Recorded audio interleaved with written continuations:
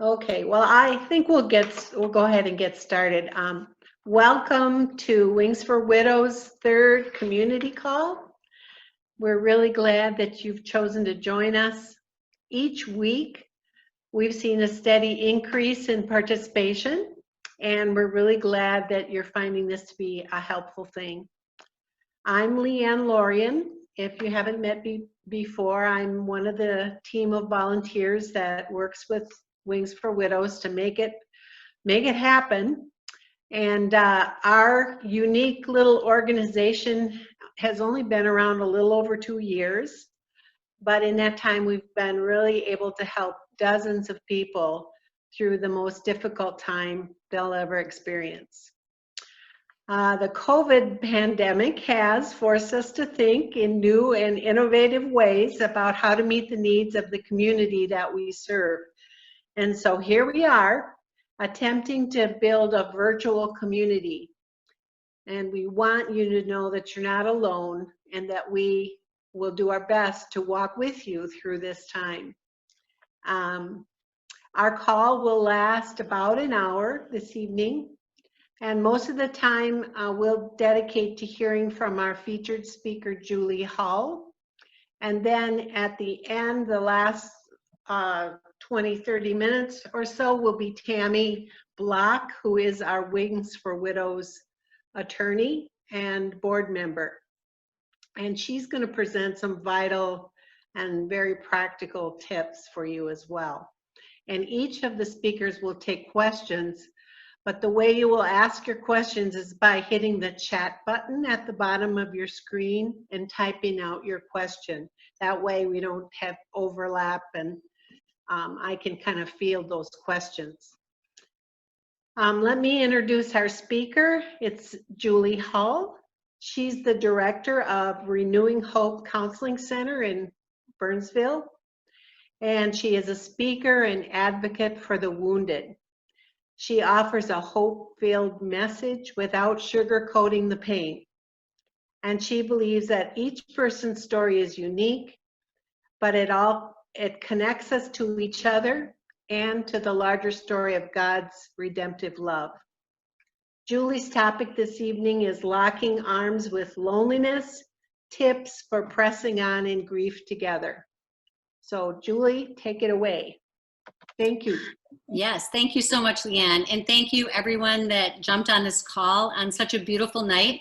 I hope you're watching it on your phone and you're walking around outside. So again, thank you so much for having me. I'm really passionate about this topic and have made it my life's purpose and my work to come alongside people and help them work through their grief. So chances are tonight, if you are on this call, you're carrying around pain, maybe your own pain in your own situation, and your heart is aching, or you may be on this call in hopes of getting support for someone that is going through grief. So again, the big takeaway for tonight that I hope I can leave you all with is we are not alone.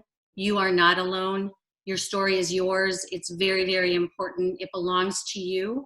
And so I just want you to know that I honor each one of your grief stories. So when Leanne asked me to do this, I was really happy to do it. And she said to tell a little bit about my story, and then we'll go into the topic tonight, locking arms in loneliness. So my story starts 9 years ago. My husband was diagnosed with a rare form of lung cancer. He died 7 years ago. We had a 10-year-old at home when he was diagnosed. And to tell you a little bit about him, he was this stellar human being. He was a great dad, a great husband. He was really at the top of his game in every area in his life. He was the president of a company. He had a really strong faith, super healthy guy. This guy was a long distance runner and a non-smoker. So when we got the diagnosis that he had stage 4 terminal lung cancer with no symptoms, we were devastated. So what we did, how we decided to approach the subject was we put my son in the care of friends and relatives for a year, and we traveled all over the country trying to find clinical trials that he would be approved for. So we basically put everything we had into trying to fix the situation, we really believed that we could beat this. He would be the guy that would have that story, that he would beat this rare disease. So when he died, even though we had 18 months to prepare, the anticipatory grief didn't matter at all. I was destroyed, basically. And so at that time, my son was 12, and we had put him in a school that was an hour away, round trip, one way, or two ways rather. So I remember not very much about that first year, to be honest with you. I do remember I would get my son up, I would drive to school that hour round trip, I would come home, I would go right back to bed, I would stay in bed until I went back and picked him up from school and took him home the other round trip hour drive, and did homework with him, made him dinner, and just kept counting the hours till I could go back to bed. So that was how I chose to deal, by not dealing and by excessive sleeping. So somewhere along the line in that first year, I was awake long enough to have a few conversations with myself and to start to process my suffering and really ask myself the question, how am I going to suffer my suffering? And that might sound kind of strange, but I had a choice to make. Was this going to make me or break me? Was I going to decide that my life was over in my 40s because my husband had died? So I did one of the things I knew how to do, which was go back to school. I loved learning. I was a really good student. I had an undergrad degree. So I went back to school and I got a master's degree in counseling. And then I also applied for a hospital chaplain program, and I got accepted into that. So as I was going to grad school, I was also working as a hospital chaplain. And as it turned out, I got called into many, many situations where it was the dark end of someone's life, and I could sit with families. And I learned that it really was a ministry of presence. I certainly could not fix their situation. I couldn't give them advice. I couldn't point out a silver lining. So I learned how to sit with them in their pain and just be a container and offer space to sit beside them. And I loved that work. It was very rich and very rewarding work. I then went on to open Renewing Hope Counseling Resources, which is a private practice in Burnsville. So again, I didn't know this was going to be my purpose. I had no idea starting out all of this would happen, but that is where my story has had me end up today, so 7 years later. So I want to talk a little bit before I get into Locking Arms and Loneliness. I want to share the stages of grief with everyone. And I want to emphasize the stages of grief are not prescriptive at all. They're descriptive. So this is a description of the many different phases or stages a person will go through in their grief journey. Some of us will go through all of them multiple times. Some of us will not go through some of them. Some of us will get stuck. Again, these stages are as unique as you are and as your story are. So back in 1969, when Elizabeth Kubler-Ross did this groundbreaking work, she was working with death, dying, and grieving people. So the stages of grief I'm going to give to you in order, but I'm going to frame them in how they are in the pandemic. So that's going to be our framework, okay? Because I can't really come to you tonight and give you an honest account of grief without addressing the global grief that we're all experiencing right now in this time. So let's go through the stages of grief and talk about them as they relate to the pandemic. So the first stage of grief is denial. And I'm going to run down them right now, and then I'll go back. So denial, anger, bargaining, depression, acceptance, and meaning. Okay, so she started out with 5, Elizabeth Kubler-Ross, and now we've added to 6, which I kind of find meaning in all 6 of them. So I'm going to use that for tonight. So for denial, again, using my story, back in January, I heard about this novel coronavirus. It was January. I read about it in a news account. I felt compassion. I felt really badly for these people in this country. And that was about where it ended. I didn't really think that country away would come, that disease or that virus would come to my country, to my state, to my city, to my family. I was in denial that that could actually come. So then I moved into the next stage. Once it got here was the anger stage, the second stage of grief. And that was really feeling frustrated and angry that, did we not prepare for this? How could we have planned better? Why is this in our country when we saw these signs coming? So that was the anger piece of it. And also angry that our lives all changed. We no longer were able to function with the freedom that we had in the past. So that was anger. And then was bargaining. And this is the what ifs. If I do this, then I expect that will happen. So if I social distance, if I wash my hands, if I wear a mask, and if I put myself in lockdown for 2 weeks, then I expect it's all going to be done with and I want to get back with my life, right? Well, obviously we know that didn't happen, so that was bargaining. And then goes into depression. And that's the really hard place in grief too. This is really feeling compounded loss on loss already if you're grieving. And this is the loss of not being able to celebrate a life ritual with someone that has, died, a funeral service, a wedding, bridal showers, baby showers, our kids that are graduating from high school and from college. I know my own son was in the emergency room and I could not go in with him. That was hard for me. That was really a hard situation. So that's all the sadness that we're feeling as a result of this. And then we go into acceptance, that stage of grief. And acceptance does not mean I'm okay with it, I'll get over it, I'll suck it up, I'll tough it out. None of those things. What acceptance means is acknowledging what is. This is what it is. This is the hand we have been dealt. The power lies in what I choose to do with that. Do I choose to control what I can control and release what I can't? And that's really where the power comes in acceptance. So here are things I can control. I can control that I wear a mask when I'm out in public. I can put safety protocols in place for my business, for my home, for my family. Those are things I can control. The things I can't control are people that are not practicing those safety precautions, people that have different attitudes than mine about the pandemic, people that have different responses, different actions. I can't control that. So the acceptance comes in where I can control what I can. And then we move to the last stage, which is meaning. And this is really, really powerful. And meaning is the example of what I did with my grief 7 years ago. I decided what it would mean for me to make sense out of the senselessness. So whatever that means right now in this time of pandemic, which some people are saying, all right, suffering is inevitable. We are doing the best we can. We are going to walk through this. And we're seeing, alarming news reports, but I still have hope. Again, that's the making meaning, and that's going to be very individual to each individual person. So that sort of gives you a framework around the stages of grief as it applies to the pandemic. So I'm just going to check my time here. Okay, so talking about locking arms in loneliness. When you think about locking arms, I'm going to encourage you to think about standing in a big field, and all you can see is blue sky and green grass, and the horizon expands to another horizon, and you are standing there, and you've got some safe person standing on your right side. You've got another safe person standing on your left side.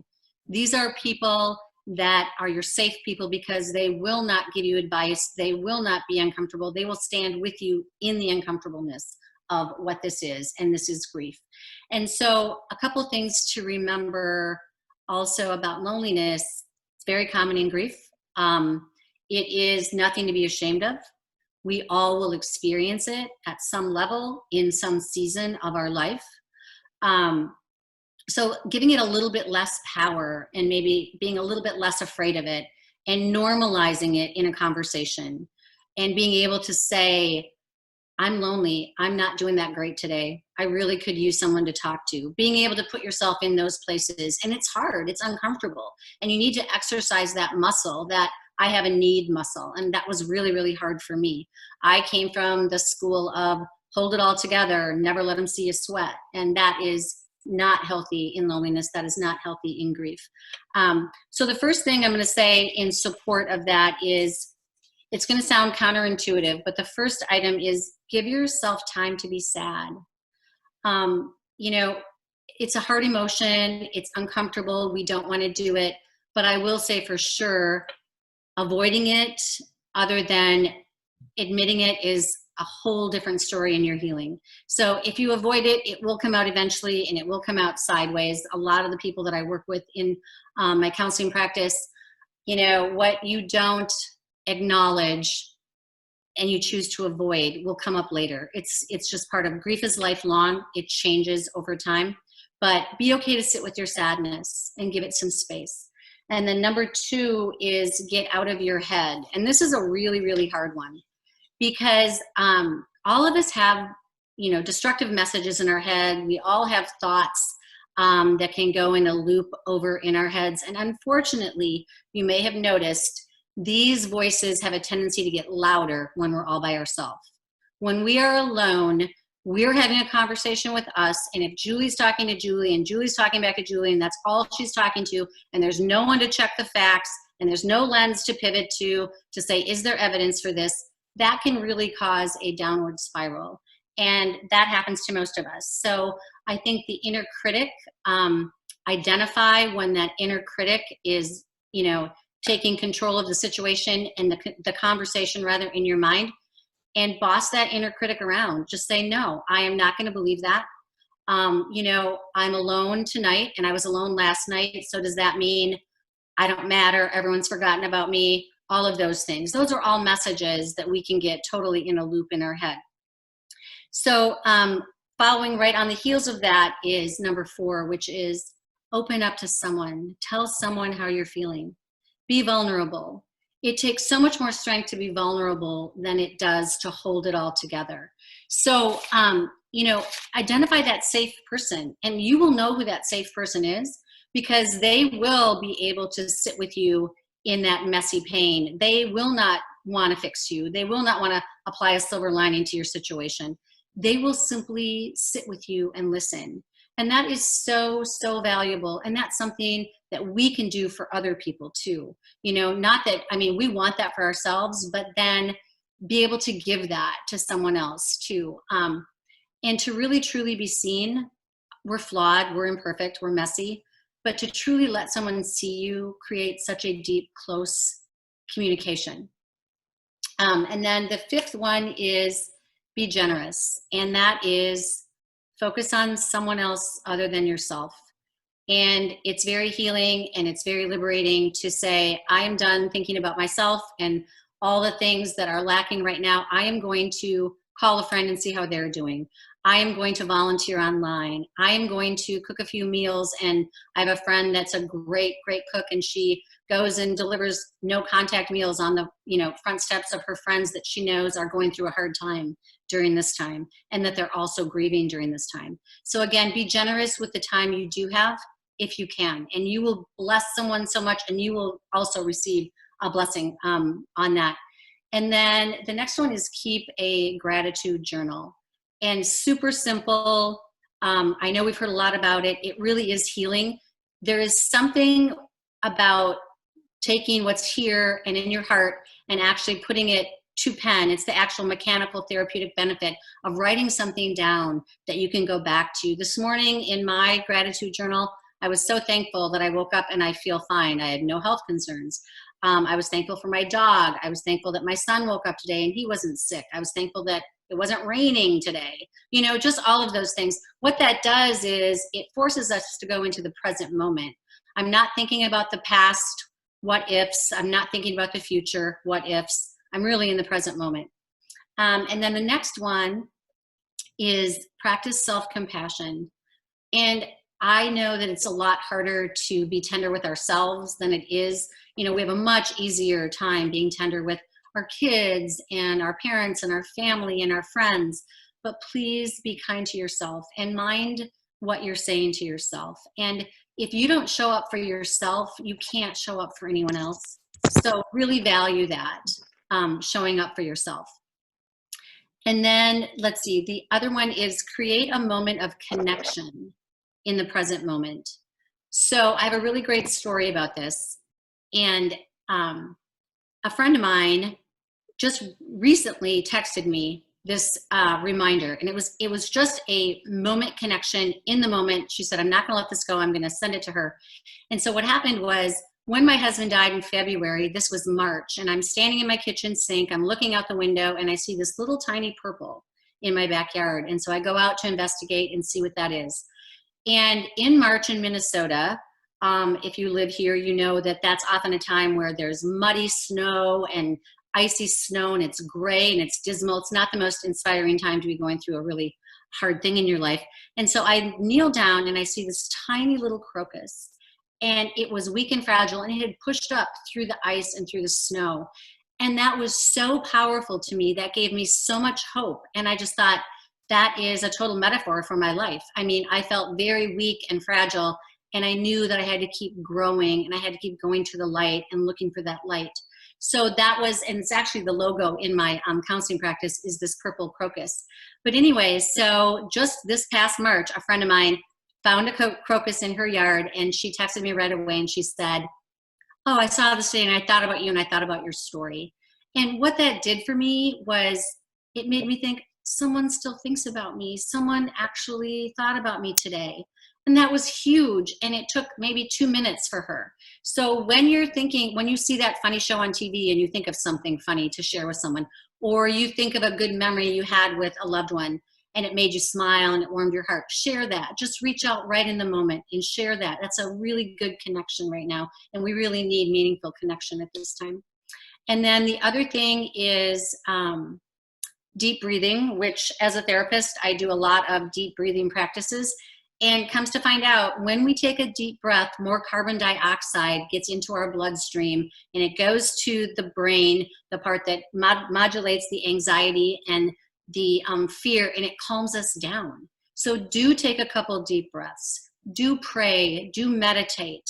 You know, whatever that does for you, where it keeps you centered and it keeps you with the ability to calm down.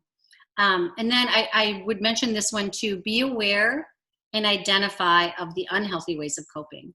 I hope I've shared a lot of good supportive, these are things we can do together, but be aware of getting lost online, excessive sleeping, which was my choice, over drinking, overeating, all of those things. Just be aware of them and be able to identify them. And if you need help, reach out to that safe friend, or reach out to a therapist or a support group or someone that can help you in that. And then the last thing is just a reminder for all of us too. We know that whatever we focus on, we give power to. Okay, so fear only has the power we give it, and hope only has the power we give it.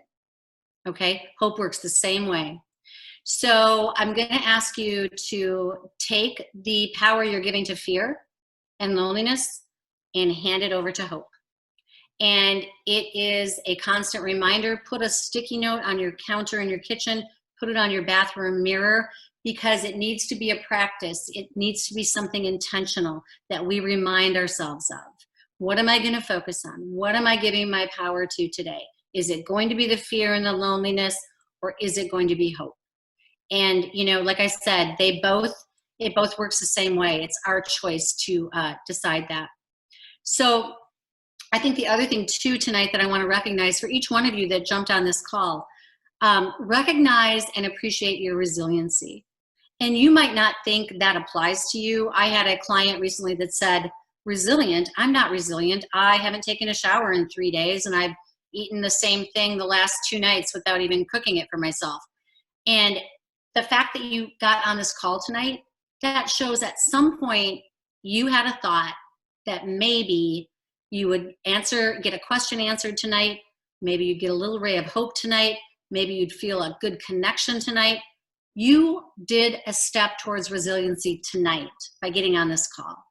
So believe that in yourself. You actually really, really did. And then also the other thing is, you know, studies have shown that if you listen to a person, if they feel listened to for 5 minutes, if you can give them your undivided attention, it is a powerful, powerful healing. So picture yourself as a heart with ears, and put yourself in that place where you can make someone feel like they matter just by giving them undivided attention. No advice needed, no degree needed, just simply a ministry of presence. That is what I have found in my work with grieving people that helps so, so very much. Okay, so Leanne, I think that's what I have. How did I do for time? I was so afraid. I think we're good. Okay. If anyone would like to ask Julie a question, go ahead and type your question in by clicking on the chat at the bottom of your screen. If you move your cursor down, you'll see a little thing that looks like a dialog box. Just click on that.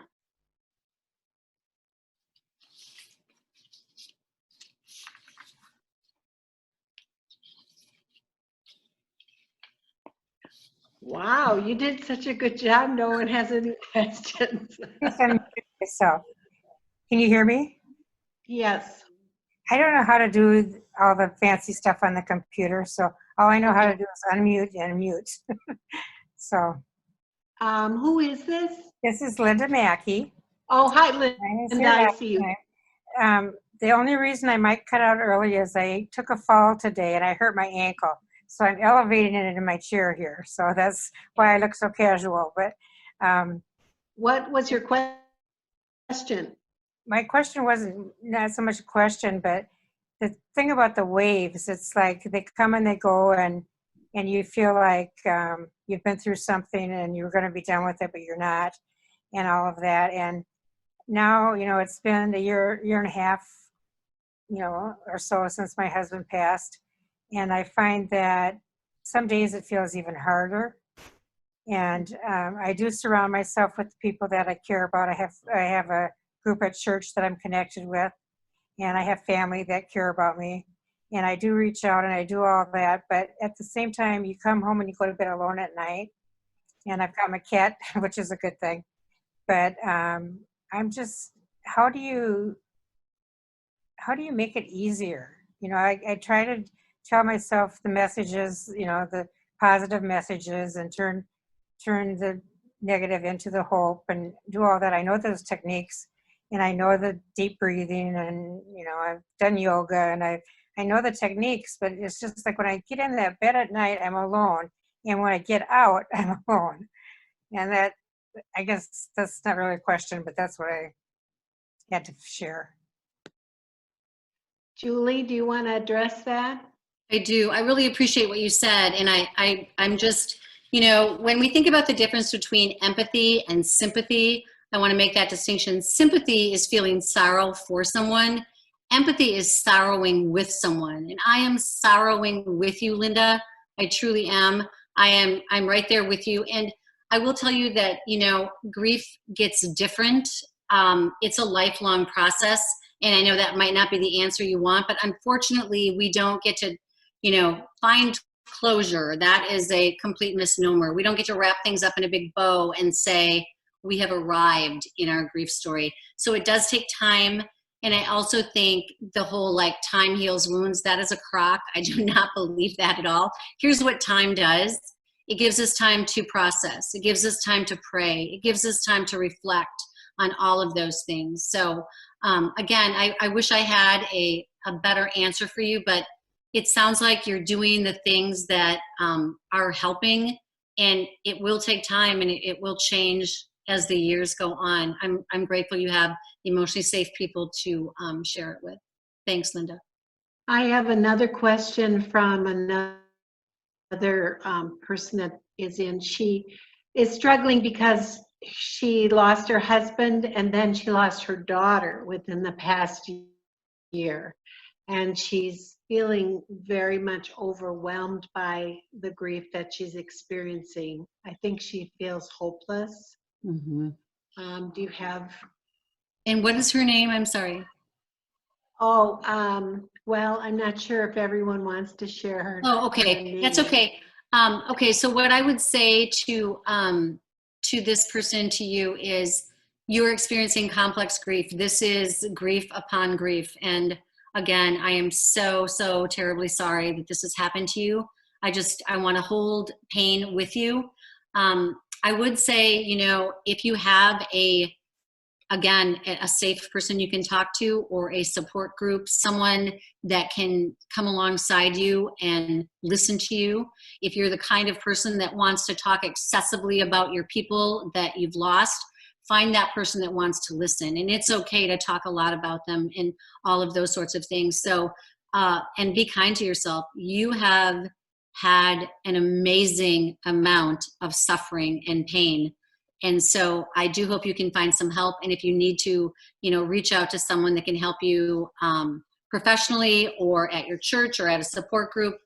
I really. Or Wings for Widows. Corrine, if you would just give me a buzz, I would be happy to just spend time listening and do whatever I can to help. I want to be there for you.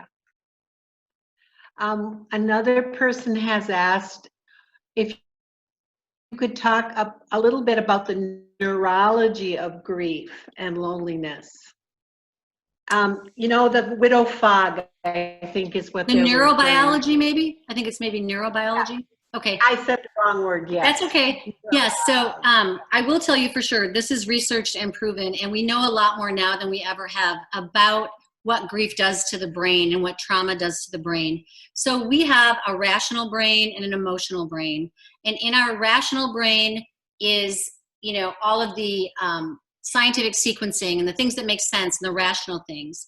In our limbic brain or our emotional brain, that is where all the fight, flight, or freeze responses are. And that is controlled by the amygdala. The amygdala is at the base of our brain, and it's a little tiny organ, and it basically doesn't check in with anyone else. It just says run, okay? So that's when we're overcome with panic or fear.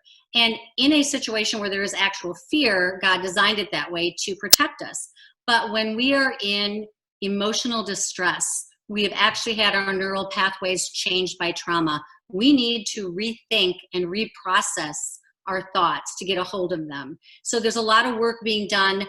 And again, it's, talking to someone, or you could Google a lot about what grief does to the brain, but it is structurally changes the way we respond. I hope that answers.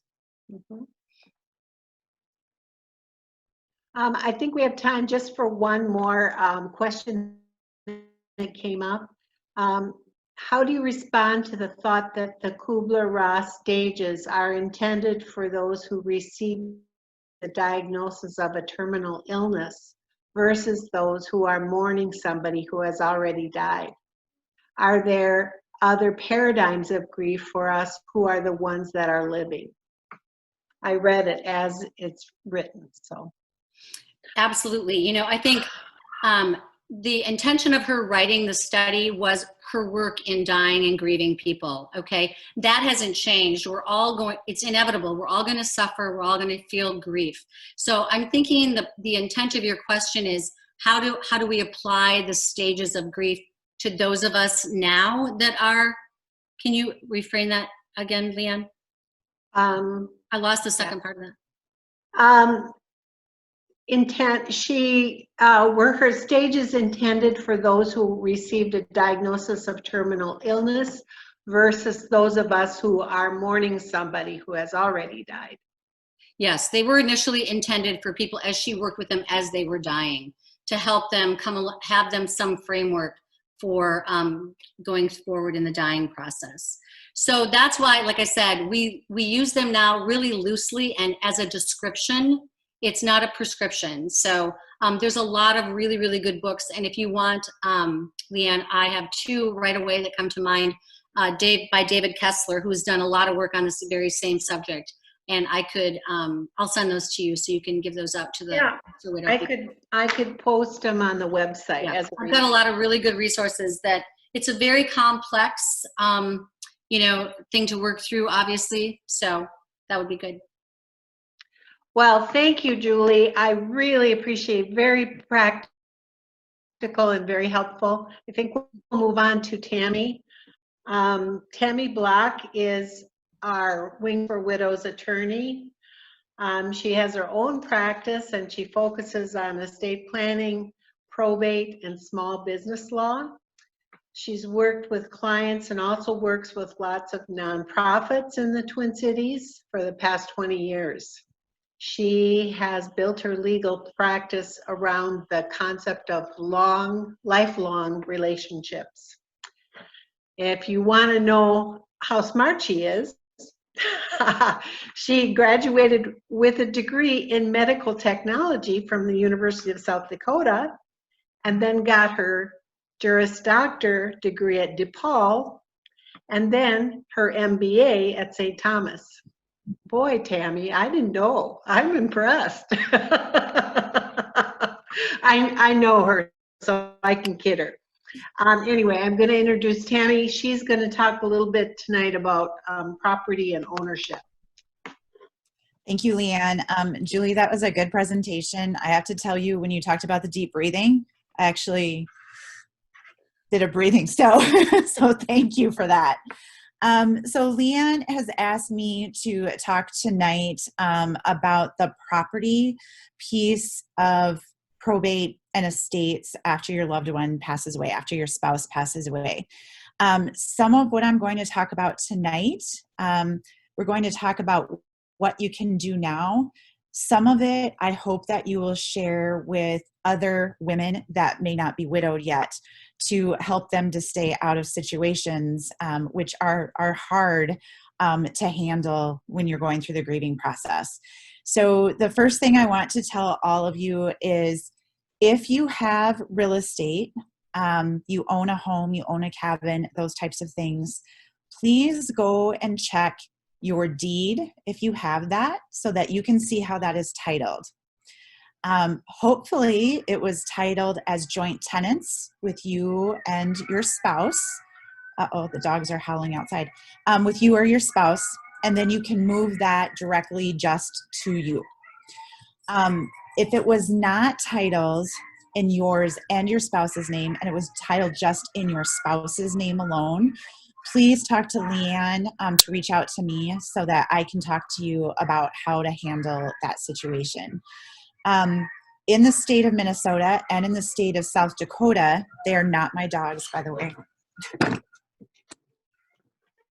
Sorry, my windows are open. If you should pass away, if your spouse should pass away, and the spouse that passed away is the only one in title, unfortunately, you do not inherit that property. Your children inherit the property. There are protections for you. You can stay in that property for a certain amount of time, but if you sell that property, the proceeds would go to your children, not to you. It seems like a backwards law. I can tell you, I have a widow who is 34 years old, and her 7 and 9-year-old are the owners of their home, not her. We have one of the widows that is on tonight, actually, that I've been working with. And unfortunately, I had to break the news to her that she doesn't own that home. Her stepchildren own that home. And so we're trying to work through that process. So I say, look at that. If you are if you are a joint tenant on that, and those are the words you're looking for, is joint tenant. If you are a joint tenant, then you're good to go. If not, like I said, please reach out to Leanne if your spouse is the only one on there, and she'll get you in touch with me and we can figure out what to do from there. It's a very common situation either with second marriages, or I'm seeing it more and more with my younger clients because someone owned a home coming into the marriage and they don't ever think about putting their spouse onto the deed. And so, like I said, eventually what would happen is if they should unexpectedly pass away, now you have a situation where the spouse does not own the home. You have minor children owning the home, or you might have stepchildren owning the home, which can lead to another type of situation. So I say, after the fact, now let's look to see where you're at. But for those friends of yours, have them take care of it now. It's an easy fix, and it causes a lot less issues after the fact. For those of you that are joint tenants on your property, some people feel comfortable still seeing their spouse's name come on the property tax statements and things like that. If that continues to cause you undue stress, and it's just a reminder, we can do what's called an affidavit of survivorship and just remove your spouse from the title. And it's a very easy form to fill out. We just pay a recording fee and get it all taken care of. I know I have some spouses that when their husband passes away that says, no, I don't want to take his name off. That's fine. If you would ever sell the home, they would just do that at the closing. Otherwise, I do have some spouses that say, you know what, I'm ready. I don't want to get the property tax statements in his name anymore. It's just a reminder and I'm trying to heal. So that's more of an emotional piece. You don't necessarily have to do that from a legal piece, but sometimes it helps people not having that constant reminder that their spouse has passed away and they're getting that. So that's the other piece, is removing them. One of the other things that I tell my widows is, as you're going through, now it's time for you to do your estate planning. So you either need to update your estate plan that you did with your husband, or if you didn't have one, it's really important for you to have one right now. Two things that are really important on that. One is a power of attorney. If something should happen to you and you are incompetent and not able to handle your legal and financial affairs, if you do not have a power of attorney, your loved ones have to go to court to get a conservatorship over you. It costs thousands of dollars and it takes time, especially right now, because if there's not an emergency, the courts aren't scheduling any hearings. And so while your loved ones are trying to deal with the fact that, you know, you are incapacitated, something has happened to you, now they have to deal with this other piece of it. Along with that, power of attorney is a healthcare directive, so that those loved ones can make healthcare decisions on your behalf per your instructions without having to go to court to get a guardianship. And also, as you're doing your estate planning, you can really simplify things for your children to the point of you might not even have to have your children or your loved ones go through probate. There's something that we can do, which is called a transfer on death deed. It's a beneficiary form for your house. We didn't have that before. We now have that. And so it keeps you out of probate if you have that, and a lot of other transfer on death for your checking and savings. You have beneficiary forms for your life insurance that are updated. You have beneficiary forms for your investments. If we do all of those, then there is no probate for your family. And so it really does keep you, it keeps your family taken care of. And I know I'm going to be speaking in June a little bit about wills and trusts and the probate piece, but I did want to just talk about it briefly tonight because it does pertain to your real estate, that transfer on death deed. So I would say your takeaways tonight are: look at your deeds. If for some reason you can't find them, reach out to Leanne again. I have access to all the property tax records, so I can look for you. I just need your property address and I can look that up for you. Look at those, make sure that you are on there as a joint tenant or you're on there by yourself, to save your family some time. If you are not on there at all, please let Leanne know so that I can have a conversation with you just to let you know what your options are and kind of where you stand. And then, like I said, look at your estate plans and make sure they are updated, make sure they are still effective now that your spouse has passed away, just to save your loved ones any issues if something should happen to you. So how's that, Leanne? Did that kind of cover? Thank you very much. I know you just raced over everything. I know. Now, I think I have at least, let me open this up here. Yeah, one person, let's see. Oh, what did you call the beneficiary form for the house? Did you mean, that's Carol. Do you mean transfer on death? It's called a transfer on death deed. You can actually go out and get that yourself. If you Google uniform conveyancing, CON, V as in Victor, EYANCING,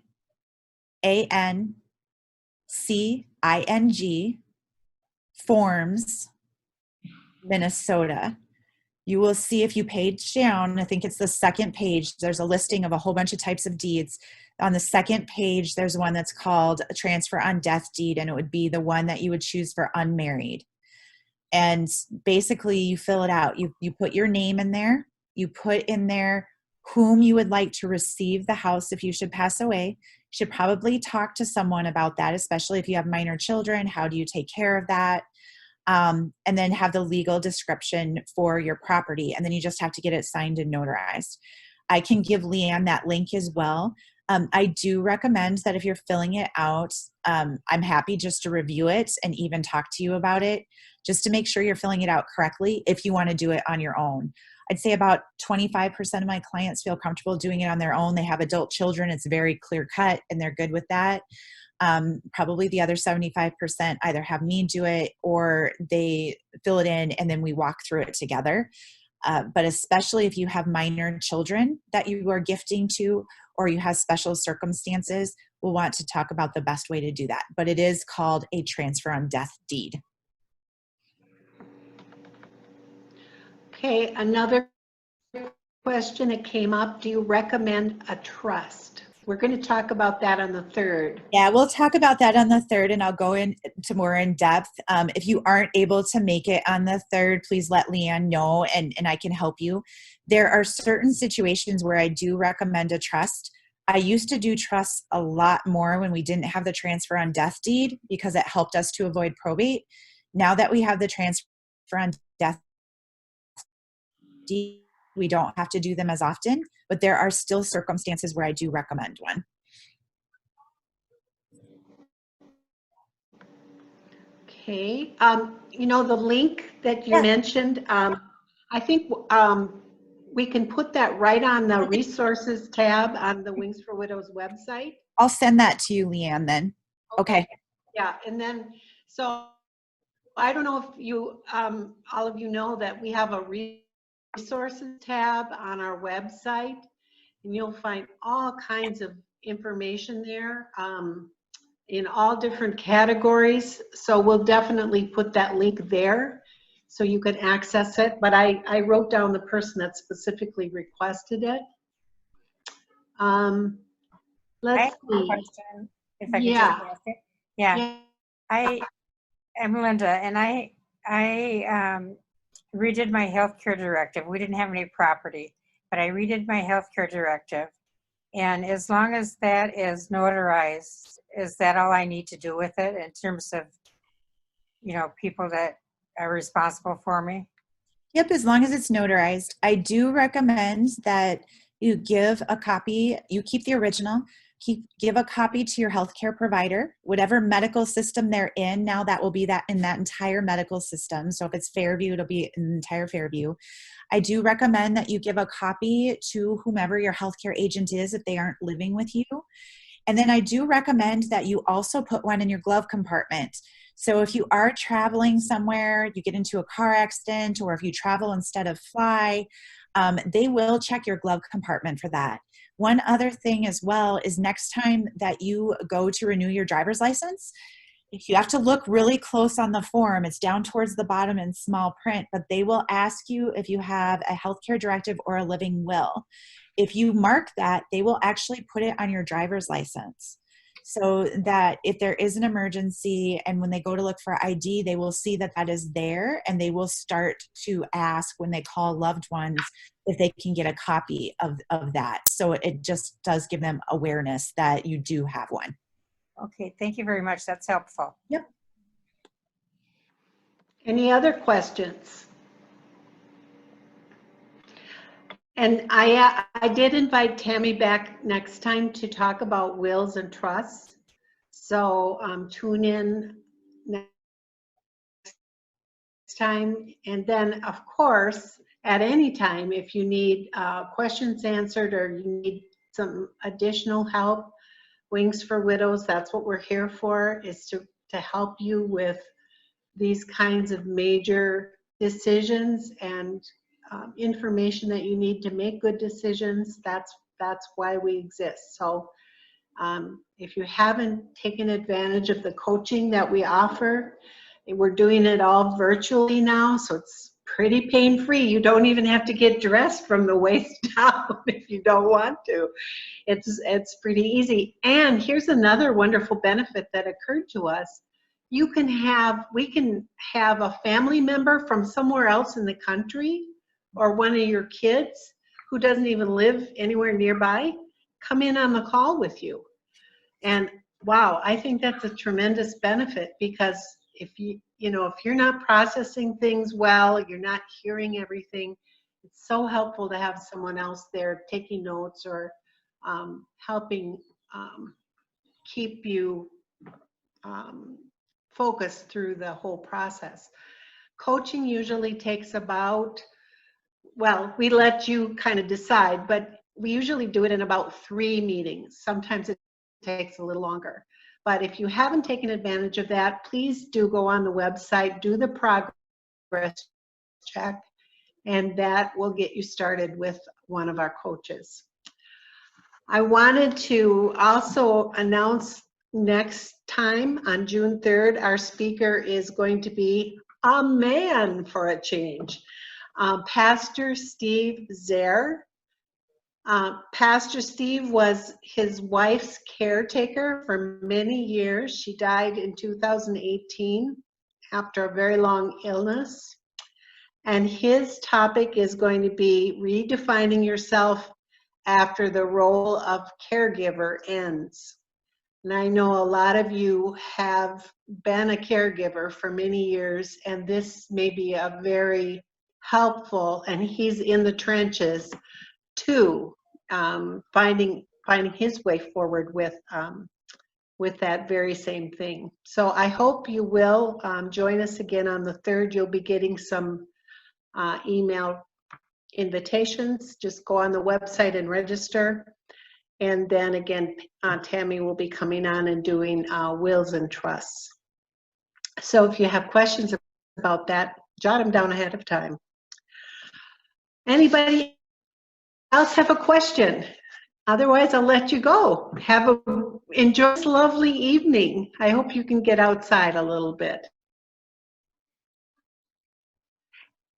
Take care.